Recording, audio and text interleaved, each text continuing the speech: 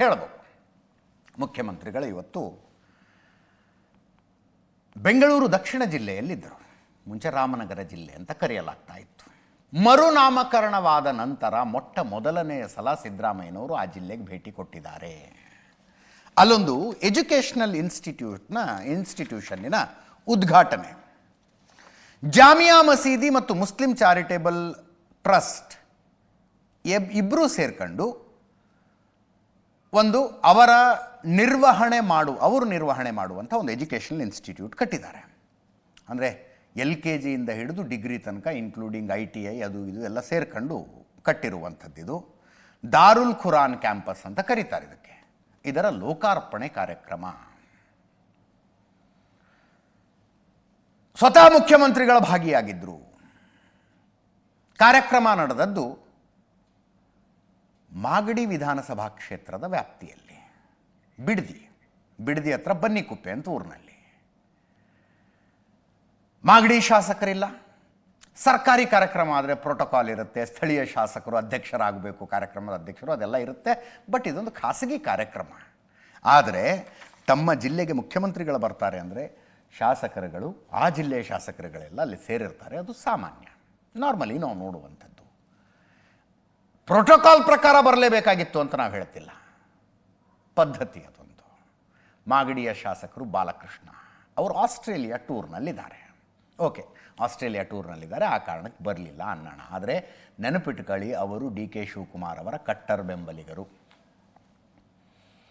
2.5 ವರ್ಷಗಳ ಹಿಂದೆ ಕಾಂಗ್ರೆಸ್ ಭಾರೀ ಬಹುಮತದಲ್ಲಿ ಚುನಾವಣೆಯನ್ನು ಗೆದ್ದ ನಂತರ ಮುಖ್ಯಮಂತ್ರಿ ಯಾರು, ಉಪಮುಖ್ಯಮಂತ್ರಿ ಯಾರು ಚರ್ಚೆ ಆಗ್ತಾ ಇರುವಾಗ ದೆಹಲಿಯಲ್ಲಿ ಫೈನಲ್ ಮಾತುಕತೆಯಾಗಿ ಘೋಷಣೆ ಮಾಡಿದ್ರಲ್ಲ, ಸಿದ್ದರಾಮಯ್ಯನವರು ಮುಖ್ಯಮಂತ್ರಿ ಆಗಿರ್ತಾರೆ, DK ಶಿವಕುಮಾರ್ ಅವರು ಉಪಮುಖ್ಯಮಂತ್ರಿ ಮತ್ತು ಏಕೈಕ ಉಪಮುಖ್ಯಮಂತ್ರಿಗಳಾಗಿರ್ತಾರೆ, ಜೊತೆಗೆ ಲೋಕಸಭಾ ಚುನಾವಣೆ ಮುಗಿಯೋ ತನಕ KPCC ಅಧ್ಯಕ್ಷರಾಗಿಯೂ ಮುಂದುವರಿತಾರೆ ಅಂತ ಏನು ಅನೌನ್ಸ್ಮೆಂಟ್ ಆಯ್ತಲ್ಲ, ಅದಾದ ನಂತರ 2.5 ವರ್ಷದ ಅಗ್ರಿಮೆಂಟ್ ಆಗಿದೆ ಅಂತ ಮೊಟ್ಟ ಮೊದಲಿಗೆ ಹೇಳಿಕೆ ಕೊಟ್ಟವರೇ ಮಾಗಡಿ ಬಾಲಕೃಷ್ಣ.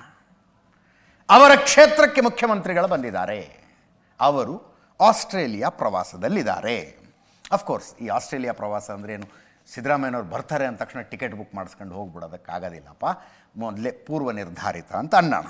ಆದರೆ ಪಕ್ಕದಲ್ಲೇ ಇಕ್ಬಾಲ್ ಹುಸೇನ್ ಅವರು ಇದ್ದಾರೆ, ರಾಮನಗರ ವಿಧಾನಸಭಾ ಕ್ಷೇತ್ರ. ಅವರು ಕನಕಪುರದಲ್ಲಿದ್ದರು, ಬಿಡದಿಗೆ ಬರಲಿಲ್ಲ ಅವರು. DK ಶಿವಕುಮಾರ್ ಅವರ ಮತ್ತೊಬ್ಬ ಕಟ್ಟರ್ ಬೆಂಬಲಿಗ ರಾಮನಗರ ಶಾಸಕ ಇಕ್ಬಾಲ್ ಹುಸೇನ್. ಬಾರಿ ಮತ್ತೆ DK ಶಿವಕುಮಾರ್ CM ಆಗ್ತಾರೆ, CM ಆಗಬೇಕು ಅಂತ ಹೇಳ್ತಾ ಇರೋರು, ನೋಟಿಸ್ ತಗೊಂಡಿರೋರು. ಇಕ್ಬಾಲ್ ಹುಸೇನ್ ಬರಲಿಲ್ಲ. CP ಯೋಗೇಶ್ವರ್ ಬೆಂಗಳೂರಿನಲ್ಲೇ ಇದ್ದರು, ಚನ್ನಪಟ್ಟಣದ ಶಾಸಕರು, ಪಕ್ಕದ ಬಿಡದಿಯಲ್ಲಿ ಕಾರ್ಯಕ್ರಮ, ಬರಲಿಲ್ಲ. CP ಯೋಗೇಶ್ವರು DK ಶಿವಕುಮಾರ್ ಬಣದ ಶಾಸಕರು ಅಂತ ಹೇಳ್ಬಿಡೋದಕ್ಕಾಗೋದಿಲ್ಲ, ಹಂಗಂತ ಸಿದ್ದರಾಮಯ್ಯನವ್ರ ಬಣದವರು ಅಲ್ಲ ಅವರು. ಆದರೆ ಉಪಚುನಾವಣೆಯ ಸಂದರ್ಭದಲ್ಲಿ ಮುತುವರ್ಜಿ ವಹಿಸಿ ಇವರನ್ನು ಕಾಂಗ್ರೆಸ್ಸಿಗೆ ಕರ್ಕೊಂಡು ಬಂದವರು DK ಶಿವಕುಮಾರ್, CP ಯೋಗೇಶ್ವರನ್ನು ಕರ್ಕೊಂಡು ಬಂದವರು. ಅಂಥ CP ಯೋಗೇಶ್ವರ್ ಬೆಂಗಳೂರಿನಲ್ಲಿದ್ದರೂ ಬಿಡದಿಗೆ ಹೋಗಲಿಲ್ಲ. ಇನ್ನು DK ಶಿವಕುಮಾರ್ ಅವರು ಕನಕಪುರ ಕ್ಷೇತ್ರ ಪಕ್ಕದಲ್ಲಿ ಬೆಂಗಳೂರು ನ್ಯಾಯಮಿತ್ರ ಸಹಕಾರಿ ಬ್ಯಾಂಕ್ನ ಬೆಳ್ಳಿ ಮಹೋತ್ಸವ ಕಾರ್ಯಕ್ರಮದಲ್ಲಿ ಭಾಗಿಯಾಗಿದ್ದರು. ಮುಖ್ಯಮಂತ್ರಿಗಳು ನಮ್ಮ ಜಿಲ್ಲೆಗೆ ಬರ್ತಾರೆ, ನಾವು ಹೋಗಿ ನಿಂತ್ಕೋಬೇಕು, ಹಾಗೇನು ಅನ್ನಿಸ್ಲಿಲ್ಲ ಯಾರು ಬರಲಿಲ್ಲ. ಉಳಿದ ನಾಯಕರುಗಳ ಉಪಸ್ಥಿತಿಯಲ್ಲಿ ಸಿದ್ದರಾಮಯ್ಯನವರು ದಾರುಲ್ ಖುರಾನ್ ಕ್ಯಾಂಪಸ್ಸನ್ನು ಉದ್ಘಾಟನೆ ಮಾಡಿದರು. ಈ ಮಧ್ಯೆ ಡಾಕ್ಟರ್ ಯತೀಂದ್ರ ಅವರ ಸ್ಟೇಟ್ಮೆಂಟ್ ವಿಷಯ ದಿಲ್ಲಿ ತನಕ ಹೋಗಿದೆಯಂತೆ. ಬೆಂಗಳೂರಿನಿಂದ ಕೆಲವು ಕಾಂಗ್ರೆಸ್ ನಾಯಕರುಗಳು ದಿಲ್ಲಿಗೆ ಹೋಗಿದ್ದರು, ಅವರನ್ನು ವೇಣುಗೋಪಾಲ್ ಅವರು ಭೇಟಿಯಾದರು. ವೇಣುಗೋಪಾಲ್ ಅವರು ತಕ್ಕ ಮಟ್ಟಿಗೆ ಅಸಮಾಧಾನವನ್ನು ತೋರ್ಪಡಿಸಿಕೊಂಡ್ರಂತೆ. ಹಿಂಗ್ಯಾಕೆ ಮಾತಾಡ್ತಾರೆ ಇವರು, ಹಿಂಗ್ಯಾಕೆ ಮಾತಾಡಿದ್ರು ಡಾಕ್ಟರ್ ಯತೀಂದ್ರ ಅಂತ ಸ್ವಲ್ಪ ಮಟ್ಟಿಗೆ ಅಸಮಾಧಾನವನ್ನು ತೋಡ್ಕೊಂಡಿದ್ದಾರೆ ಅನ್ನೋದು ಒಂದು ಸುದ್ದಿ. ಇನ್ನು ಡಾಕ್ಟರ್ ಯತೀಂದ್ರ ಒಂದು ಅನಲೈಸಿಸ್ಸು, ಮಗನ ಮೂಲಕ ಹೈಕಮಾಂಡ್ಗೆ ಸಿದ್ದರಾಮಯ್ಯನವರು ಒಂದು ಸಂದೇಶ ಕೊಡಿಸಿದ್ರು ಅಂತ. ಮುಖ್ಯಮಂತ್ರಿ ಬದಲಾವಣೆಯ ಪ್ರಶ್ನೆಯನ್ನು ನೀವು ಎತ್ತಿದ್ರೆ ಯಾರೋ ಒಬ್ಬರು ಡಿಸೈಡೆಡ್ ಇದ್ದಾರೆ ಮುಖ್ಯಮಂತ್ರಿ ಆಗಿಬಿಡೋರು ಅಂತ ಅನ್ಕೋಬೇಡಿ, ಕಾಂಪಿಟೆಂಟ್ ಆದಂಥ ಬೇರೆಯವರು ಇದ್ದಾರೆ ಅನ್ನುವ ಸಂದೇಶವನ್ನು ಕೊಡಿಸಿದ್ರು ಸಿದ್ದರಾಮಯ್ಯನವರು, ಮಗನ ಮೂಲಕ ಕೊಡಿಸಿದ್ರು ಅಂತ. ಹೈಕಮಾಂಡಿಗೆ ಸಂದೇಶ, ಡಿ ಕೆ ಶಿವಕುಮಾರ್ಗೆ ರೇಸ್ನಲ್ಲಿ ನೀವು ಒಬ್ಬರೇ ಅಲ್ಲ ಅನ್ನುವ ಸಂದೇಶ ಅದಾಯಿತು. ಹೈಕಮಾಂಡಿಗೆ, ವಿರೋಧಿ ಬಣದವರಿಗೆ ಸಂದೇಶ ಅಂಡರ್ಸ್ಟ್ಯಾಂಡಬಲ್. ಆದರೆ ಯತೀಂದ್ರ ಅವರ ಮಾತು ಸಿದ್ದರಾಮಯ್ಯನವರ ಆಪ್ತರಲ್ಲಿ ಏನು ಅಭಿಪ್ರಾಯ ಮೂಡಿಸುತ್ತೆ? ಇಂಥ ಸನ್ನಿವೇಶದಲ್ಲಿ ಮುಖ್ಯಮಂತ್ರಿ ಆದಂಥವ್ರು ಒಂದು ಭರವಸೆ ಕೊಟ್ಟಿರ್ತಾರೆ. ಇದನ್ನು ನಾವು BJP ಪೀರಿಯಡಲ್ಲೂ ನೋಡಿದ್ದೀವಿ. ನೋಡಪ್ಪ, ನಾನೇ ಮುಖ್ಯಮಂತ್ರಿಯಾಗಿ ಅವಧಿ ಮುಗಿಸ್ತೀನಿ, ಅಕಸ್ಮಾತ್ ಹಂಗೇನಾದ್ರು ನಾನು ಕೆಳಗಿಳಿಯೋ ಸನ್ನಿವೇಶ ಬಂದರೆ ನಾನು ನಿನ್ನ ಹೆಸರು ಹೇಳ್ತೀನಿ, ಇವನ್ನ ಮುಖ್ಯಮಂತ್ರಿ ಮಾಡ್ರಿ ಅಂತ ಹೇಳ್ತೀನಿ. ಆ ಸನ್ನಿವೇಶ ಬರುವ ತನಕ ನೀನು ನನ್ನ ಬೆಂಬಲಕ್ಕೆ ನಿಂತ್ಕೋಬೇಕು. ಈ ಮಾತುಗಳನ್ನು BJP ನಾಯಕರು ಕೆಳಗಿಳಿಯುವ ಸಂದರ್ಭ ಬಂದಾಗ ಹೇಳಿದರು. ಇಲ್ಲೂ ಆಗಿರಬಹುದು ಆ ರೀತಿಯ ಮಾತುಕತೆಗಳು, ಇಲ್ಲ ಅನ್ನೋದಕ್ಕಾಗೋದಿಲ್ಲ. ನಾನೇ ಅವಧಿ ಪೂರ್ತಿ ಮಾಡ್ತೀನಿ, ಬಟ್ ಇನ್ ಕೇಸ್ ನಾನು ಅಧಿಕಾರದಿಂದ ಕೆಳಗಿಳಿಯುವ ಸನ್ನಿವೇಶ ಬಂದರೆ ನಿನ್ನನ್ನು ಮುಖ್ಯಮಂತ್ರಿ ಮಾಡು ಅಂತ ಹೇಳ್ತೀನಿ. ಅಲ್ಲಿ ತನಕ, ಆ ಸನ್ನಿವೇಶ ಬರುವ ತನಕ ನೀನು ನನ್ನ ಜೊತೆಗೆ ನಿಂತ್ಕೋಬೇಕು ಅಂತ. ಹಾಗೆ ಸಿದ್ದರಾಮಯ್ಯನವ್ರು ಅಕಸ್ಮಾತ್ ಹೇಳಿದರೆ ಪರಮೇಶ್ವರ್ಗೆ, ಒಬ್ಬೊಬ್ಬರಿಗೆ ಹೇಳೋದಿಲ್ಲ ಇದನ್ನೆಲ್ಲ, 3-4 ಜನರಿಗೆ ಹೇಳ್ಬಿಟ್ಟಿರ್ತಾರೆ, ನಾನು ನಿನ್ನ ಹೆಸರು ಹೇಳ್ತೀನಿ, ನಿನ್ನ ಹೆಸರು ಹೇಳ್ತೀನಿ, ನಿನ್ನ ಹೆಸರು ಹೇಳ್ತೀನಿ. ಡಾಕ್ಟರ್ ಪರಮೇಶ್ವರು, HC ಮಹದೇವಪ್ಪನವರು, ಸತೀಶ್ ಜಾರಕಿಹೊಳಿ, ಯಾರ್ಯಾರಿಗೆ ಏನೇನಾಗಿತ್ತು ಮಾತುಕತೆ. ಯತೀಂದ್ರ ಅವ್ರು ನೋಡಿದ್ರೆ ಸತೀಶ್ ಜಾರಕಿಹೊಳಿ ಅವರು ಒಬ್ಬರನ್ನೇ ಪಿಕ್ ಆ್ಯಂಡ್ ಚೂಸ್ ಮಾಡಿ ಇವರು ಉತ್ತರಾಧಿಕಾರಿ ಅಂತ ಹೇಳ್ಬಿಟ್ರು. ಉಳಿದವ್ರಿಗೆ ಹೆಂಗಾಗಿರುತ್ತೆ ಅವಾಗ? ಈ ಹಿಂದೆ ಇದೇ ಚರ್ಚೆ ನಡೀತಾ ಇರುವಾಗ ಡಾಕ್ಟರ್ ಪರಮೇಶ್ವರ್ ಕೇಳಿರಲಿಲ್ವಾ?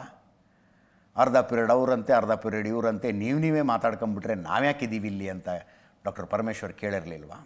ಸಹಜವಾಗಿ ಅದೊಂದು ಸಿಟ್ಟು ಬಂದಿರುತ್ತೆ, ಬೇಜಾರಾಗಿರುತ್ತೆ. HC ಮಹದೇವಪ್ಪನವ್ರು ನೋಡಿ ಹೆಂಗೆ ಅಡ್ಡಗೋಡೆ ಮೇಲೆ ದೀಪ ಇಟ್ಟಂಗೆ ಹೇಳಿದ್ರು.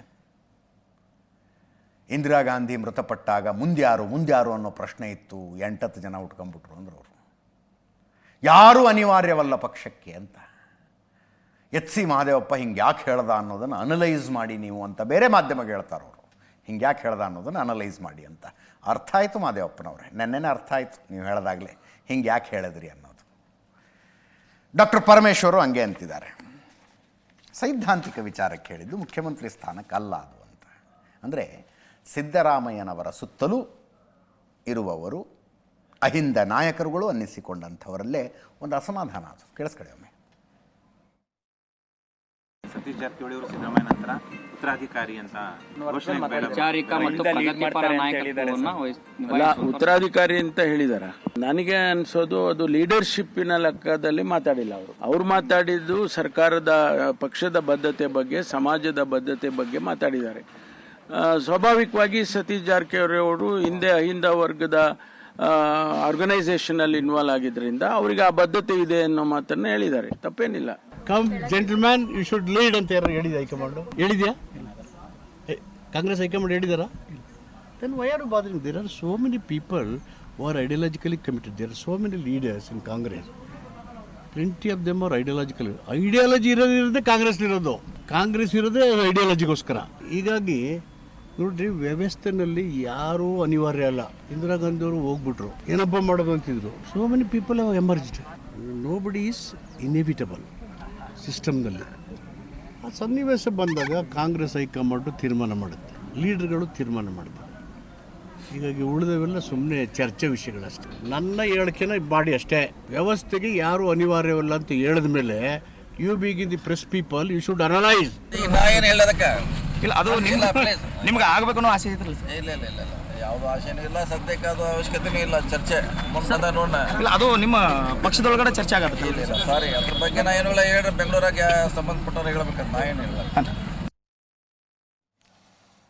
HC ಮಹದೇವಪ್ಪನವರು ಸಿದ್ದರಾಮಯ್ಯನವರಿಗೆ ಪರಮಾಪ್ತರ. ಸಿದ್ದರಾಮಯ್ಯನವರ ಮೊದಲನೇ ಅವಧಿಯಲ್ಲಿ ಕಡ್ಡಿ ಮುರಿದಂಗೆ ಹೇಳ್ಬೋದಾಗಿತ್ತು ಆ ಮಾತನ್ನು. 2013ರಿಂದ 2018 ತನಕ. 2018 ಚುನಾವಣೆ ನಡೆದು ಕಾಂಗ್ರೆಸ್ ಸರ್ಕಾರ ಬಿದ್ದು ಹೋದ ಮೇಲೆ HC ಮಹದೇವಪ್ಪನವ್ರಿಗೂ ಸಿದ್ದರಾಮಯ್ಯನವ್ರಿಗೂ ಭಿನ್ನಾಭಿಪ್ರಾಯ ಮೂಡಿದೆ, ಒಡಕು ಮೂಡಿದೆ ಅನ್ನುವ ಮಾಹಿತಿಗಳಿದ್ವು. ಈಗ ಮತ್ತೆ ಆಪ್ತ ವಲಯದಲ್ಲಿ ಗುರುತಿಸ್ಕೊಂಡ್ರು. ಈಗ ನೋಡಿದ್ರೆ ಯಾರೂ ಅನಿವಾರ್ಯರಲ್ಲ ಅಂತಿದ್ದಾರೆ. ಏನು ಅರ್ಥ ಮಾಡ್ಕೊತಿರೋ ಮಾಡ್ಕೊಳ್ಳಿ. ನವೆಂಬರ್ ಅಂತೂ ರಾಜ್ಯ ರಾಜಕಾರಣದ ದೃಷ್ಟಿಯಿಂದ ತಣ್ಣಗಿರೋದಿಲ್ಲ. ನವೆಂಬರ್ ಆಗುತ್ತೋ ಡಿಸೆಂಬರ್ ಆಗುತ್ತೋ. ಸಚಿವ ಸಂಪುಟ ಪುನಾರಚನೆ ನೋಡಿ, ಅತ್ಯಂತ ಅಥೆಂಟಿಕ್ ಹೇಳಿಕೆಯನ್ನು ಕೊಟ್ಟವರು ಈಗ ಕೃಷ್ಣ ಬೈರೇಗೌಡರು, ನಮ್ಮ ರೆವಿನ್ಯೂ ಮಿನಿಸ್ಟರ್. ಅವ್ರು ಹೇಳಿದ್ದು ಹೆಂಗಿದೆ ಅಂದರೆ, ಹೌದ್ರಿ ನಮಗೆಲ್ಲ ಮಿನಿಸ್ಟರ್ ಮಾಡೋವಾಗಲೇ ಹೇಳಿದರು 2.5 ವರ್ಷ ಅಷ್ಟೇ ನೀವು ಅಂತ. ರಾಜೀನಾಮೆ ಕೊಡು ಅಂದ್ರೆ ನಾನಂತೂ ಕೊಡಕ್ಕೆ ತಯಾರಿದ್ದೀನಪ್ಪ ಅಂತ. ಅಲ್ಲಿಗೆ ದಿಸ್ ವಾಸ್ ಪ್ರೀ ಡಿಸೈಡೆಡ್ ಅಂತ ಆಯಿತು.